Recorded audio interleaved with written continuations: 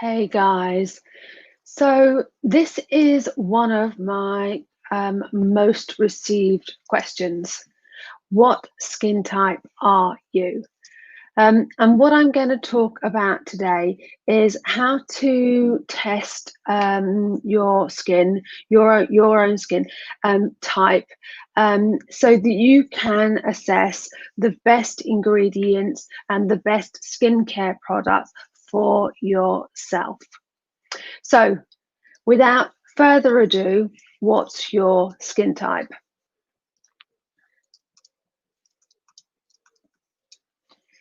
So the first thing is to do a really, really simple test, which you can do in the comfort of your own home, and that will just help you work out um, what what your underlying sort of skin type is. And I say underlying because it's not as simple as or as black and white as you fit here, you fit here. Because most of us, let's be honest, our skin varies based on seasonality, the time of the year, the cycle of the month. All of these things do have a bearing on our skin type. But understanding what that kind of underlying tendency for our skin is will help you make the best decisions for products that are going to work with your skin type. So without further ado, how do you know what your skin type is? So first thing in the morning, I want you to cleanse your skin and pat your skin dry. I would use my carrot and mango cleansing butter, but whatever you have got to hand will work. And then the idea is that you leave your skin to settle for at least a couple of hours without applying anything, any products, no lotions, makeup, no moisturizer, no nothing. And then go back and have a look at how your skin feels. You want to observe the T-zone, check your skin, looking out for signs and symptoms, which I'm going to walk you through now. And then you can choose the type that best describes your skin as you see it. So let's talk about normal skin. Normal skin is well balanced. You might get a little bit oily around the T-zone, and that which almost gives you a healthy shine on those areas. But overall, it doesn't look too oily or too dry. For you, the sebum, which is the natural oils that keep the skin moisturized, and the moisture that remains locked in your skin are well balanced. So that means no redness or irritation. Generally, you've got good circulation. No visible fine pores or blackheads. Your skin tends to have an even tone. For the most part, you don't get too many blemishes or lumps and bumps. You don't suffer with acne, and your skin feels soft and smooth to the touch. And if you have normal skin, lucky you. That's great because you really are starting from a kind of you're on a good solid step. So for you, and a simple everyday routine with beautiful ingredients will leave your skin feeling healthy and comfortable. And what I will do is I'm not going to go through recommendations for each skin type now, just in the interest of time, but I will put a link in the video below so you can check out my recommendations for different skin types. So let's talk a little bit about dry skin. So dry skin produces less sebum than normal skin. So in other words, it lacks the oils or lipids that it needs in order to retain moisture and build a strong protective layer against external influences, like the weather, for example, or sometimes the products that we use. Dry skin effectively has an impaired barrier function. Now, of course, dry skin exists in varying degrees of severity, and it can vary very much between person to person. And for me, my personal my personal situation is that my skin's very, very dry, and that's one of the reasons why several years ago now that I started the business. And that is somebody really right outside my door. Hang on while I close the window. Okay, so dry skin. So when doing your skin test on inspection, if you have dry skin, it's likely that your skin feels tight, it feels brittle, and maybe slightly rough to the touch. It's often sensitive with and less elastic than other skin types. It also has a tendency to look slightly dull. And in more extreme cases, you might also get scaliness and flakiness in patches, which is increasingly common when the weather's very, very cold. So you might see a rough, almost blotchy appearance. And at its worst, it means that the skin can feel itchy and it can chap as well in extremes of weather. Now, if you have dry skin, you will already be familiar with some of these symptoms. Because they are very typical signs of dry skin. So I just want to clarify one point, and that is the difference between dry and dehydrated skin. So while dry skin is a skin type, dehydrated skin is a condition that anyone can experience. So dehydrated skin can be temporary. So very cold weather, winter, icy conditions, windy conditions, that kind of thing. And it's caused by a lack of water in the top layer of the skin. So having dehydrated skin doesn't necessarily mean you have a dry skin type. People with other types of skin, normal or oily, can also experience dehydration, especially on their face. As I say, exacerbated by climate and temperature. Let me just.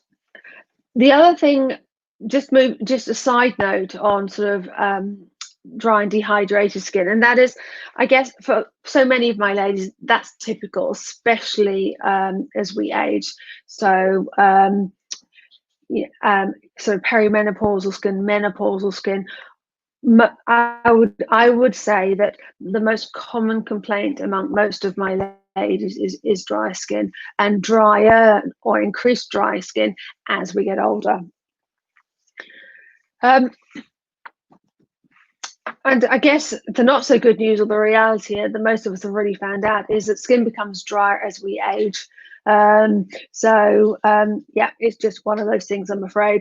And also, as menopause approaches and estrogen production diminishes, dry and itchy skin can become an annoying daily occurrence.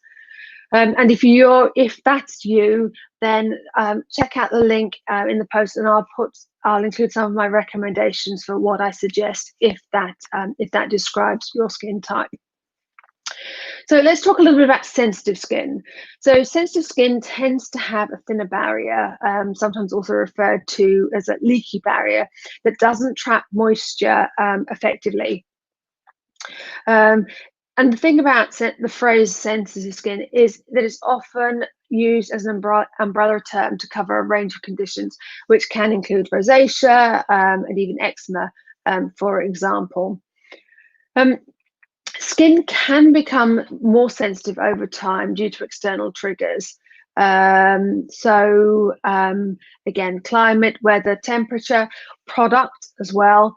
And also, again, one of the things that I've noticed with my customers is that it's more likely that your skin increases in sensitivity as you get older.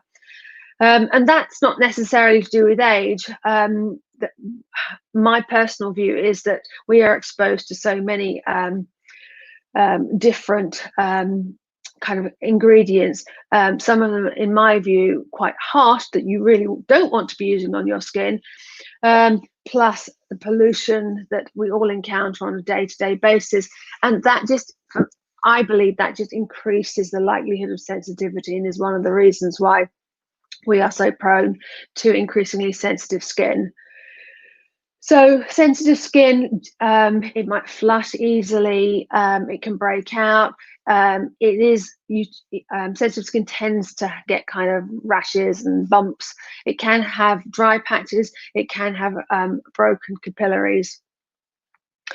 You also see or can see that sensitive skin feels itchy and can react to the sun, to fragrance, and to ingredients in skincare that you're applying, that you apply regularly.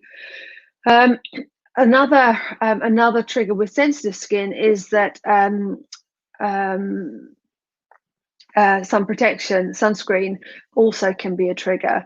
And for some of my sensitive skin ladies, I know from experience that trying to find a product that doesn't exacerbate sensitive skin can be a little bit tricky, because some of the new formulations in terms of sunscreen, they're more sheer, they offer good UVA and UVB protection, but they often the formula is quite complex, but equally they rely on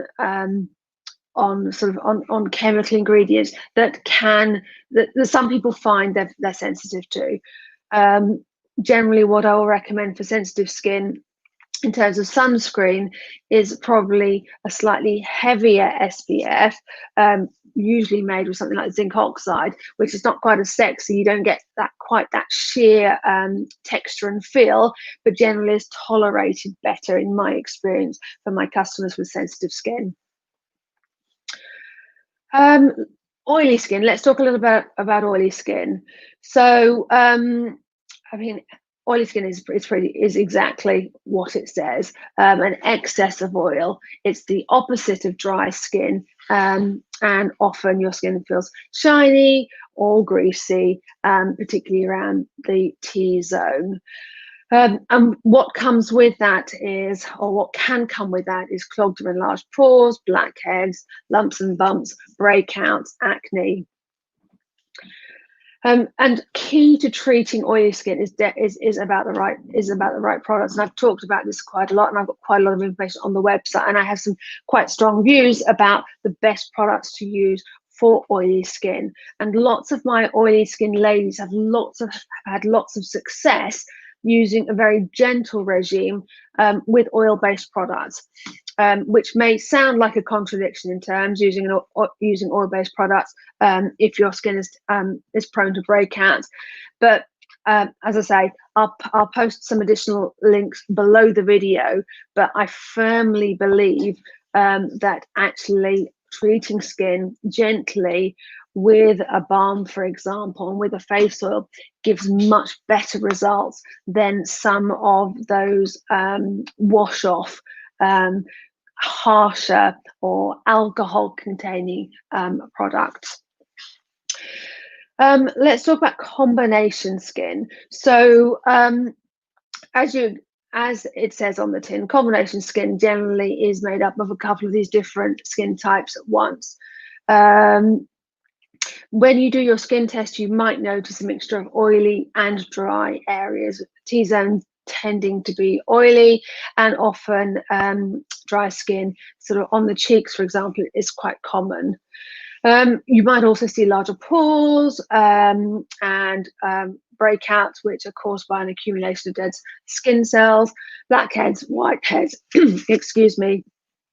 But you can also get dry flakiness as well as breakouts. And a combination skin type is best treated with products that give extra moisture to the dry areas, but without exacerbating and causing the oily areas to produce more oil. And as I say, I've got lots of information about how to treat oily and combination skin on the website. So in summary, by doing a really, really simple test on skin that's been cleansed and then you've just left alone for a couple of hours, will give you some clues to how to the underlying tendency for your own skin and how best to treat it. My view is that treating your skin should be simple. Great skin's all about understanding your skin and how to manage it. And I do believe that it doesn't have to be complicated, it doesn't have to be fiddly, and you don't need multiple products and a 10-part routine. My starting point is always less is more. It's always about the ingredients. So I hope that that's useful in helping you identify your skin type and how you might want, how best to treat it. And what I will do is I will talk about some, I'll put some links below, and I'll talk about recommendations probably in a different video. So I hope that that's helpful. If you have got questions about your specific skincare, your skin type, and you would like some personalized recommendations, then drop me a note below on social media, or reach out on one of my other social media channels, or just ping me a note through the website. I do get to see all of the questions that come through, and I will do my best to help you find your best skin. Okay, that's it. Thanks for watching, and I will see you next time.